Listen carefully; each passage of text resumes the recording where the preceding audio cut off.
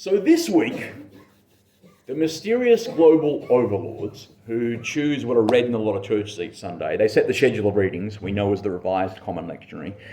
They've served us up the second chapter of the letter of James, and I, for one, am stoked that they did. I've said before that the Epistle of James is, in my reckoning, a drop-dead banger.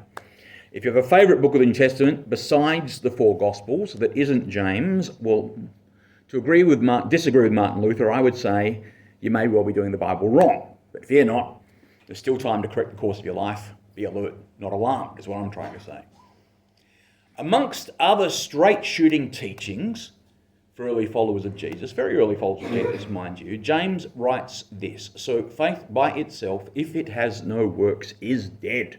Bam! Faith by itself, without works, is dead. Now, didn't that one verse set a cat amongst the pigeons of the Protestant Reformation? Martin Luther got in quite the flap over it. Now, Luther, a brilliant man, don't get me wrong, he was deep down the rabbit hole of trying to redefine a doctrine of salvation, and he was committed to that answer being, we are saved by grace alone. Now, I don't disagree with that. But for some reason, I can't fathom, Martin found this verse in James triggering. Now, this is odd to me because James here is saying nothing about grace or salvation. He's not even suggesting faith and works are in some kind of binary contrast to each other. He's saying doing good works is part of living faith. And for me, that is self-evident. If I believe, that belief will be seen by others through my actions and behaviour. Like I said, completely obvious. Why all the angst, Marty Luther? Of course, Marty was a product of a less enlightened time, and the question of salvation, literally how you got into actual heaven and not into actual hell, was the question and core business of Middle Ages Christianity. Now, I get that Martin was punching up towards the imperious church of his time, who were legitimately, literally selling the means of salvation to others, as if the Vatican held the key for God's favour. Rome had basically reinvented the temple system of who was clean and unclean from Jesus' earthly time. No, nuts to that, said Martin Luther, and read the heck out of the letters of Paul and the Gospels and got out his hammer and nailed all his homework to the door of the Wittenberg Cathedral. And this lit a fire that didn't so much reform the church as schism it. So he was a very passionate theologian, was our Marty, and he held some strong opinions. As Rosemary said, an epistle of straw, he famously called the letter of James. Marty decided James has nothing to say that directly supported his agenda of proving folks were saved by grace alone, and he furiously chucked out the baby with the bathwater. Martin was right about the straw thing in that he'd made the Epistle of James a bit of a straw man in his argument. Now, not long after, it got even stranger when a French fellow by the name of John Calvin found himself getting a fancy education amongst aristocrats and societal elites, and he started publishing his own ideas about salvation that were, to my mind, flat out nutso, yet are still inexplicably picked up by the burgeoning Protestant Reformation they persist today. This is weird stuff. Calvin, amongst some other very strange ideas, reckoned God was choosing who would get to heaven and who was damned to hell before folks were even born. Think about that for a minute. According to John Calvin, God was apparently making people from scratch who were designated already as worthy or unworthy. Go on to heaven, go on to hell before you'd even taken your first breath. Wow.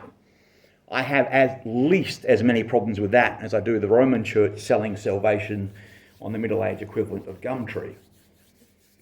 For me, the single most alarming and dangerous misuse of religion throughout all time and today is human beings deciding for themselves which of us get to speak on behalf of God and which other humans are worthy or unworthy by our reckoning.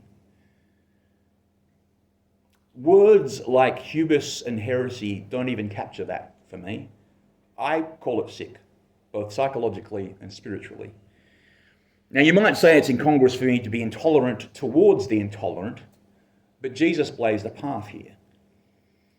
whatever else we might suggest is essential to calling yourself a Christian, we should hold the conviction that only Jesus gets to speak on behalf of divine truth.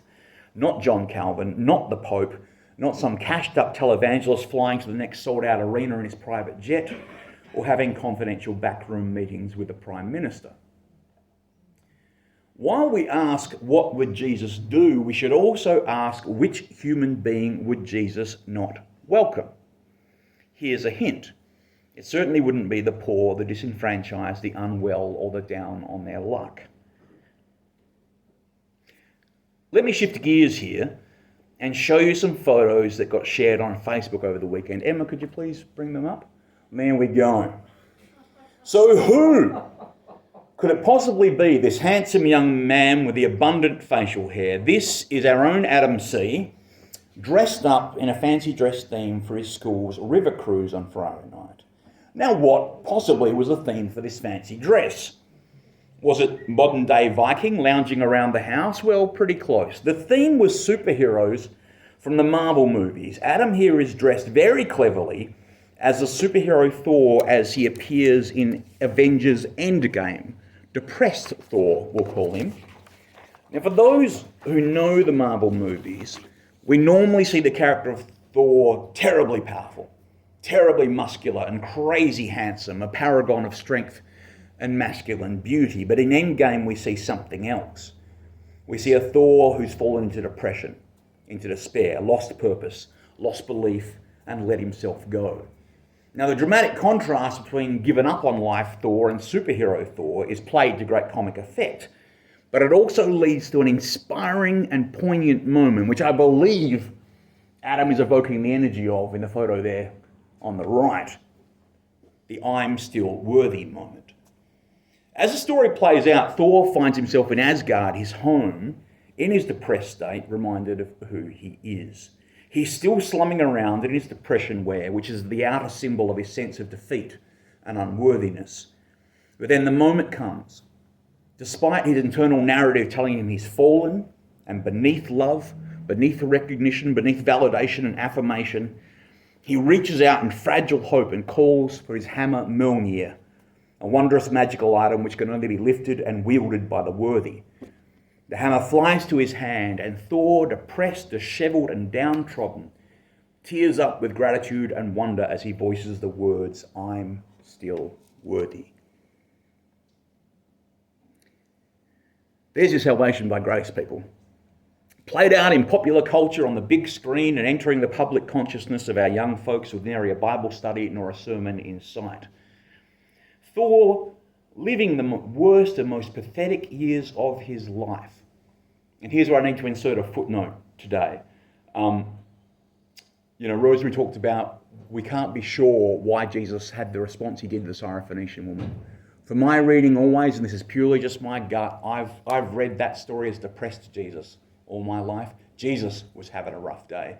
Jesus exhausted, being followed around, people wanting things from him, just exhausted and tired and grumpy and over it. We all go through it, people. It's just entirely human. Thor, depressed, tired, grumpy, over it, living the worst and most pathetic years of his life, though he reaches out tentatively, hoping he might be more valued than he thinks himself to be, and he is affirmed. He's still worthy because he always was worthy. He didn't stop being worthy. He believed he was unworthy, but a person believing that of themselves or being told that by another does not make it so. We are all born into original grace, and we're all imperfect, and we all fall apart at times, and our brokenness does not equate to some narrative of fallenness. Fallenness is not a thing. The risk of losing faith in ourselves and each other, now that's definitely a thing. When we regain faith in ourselves and each other, we can be of help to ourselves and each other. That's the way it works. And yes, I'm choosing the word works very deliberately. To put it plainly, we're saved, to use that word, by realizing we were never unsaved, that nobody was ever designated or made or rendered unsaved. That knowledge is faith. That faith alive in our being will naturally pay out in our actions, in works. We might get exhausted sometimes, and maybe we will slop around beaten down for a time in our given up wear, and that's okay too, because the Spirit is always with us. Amen.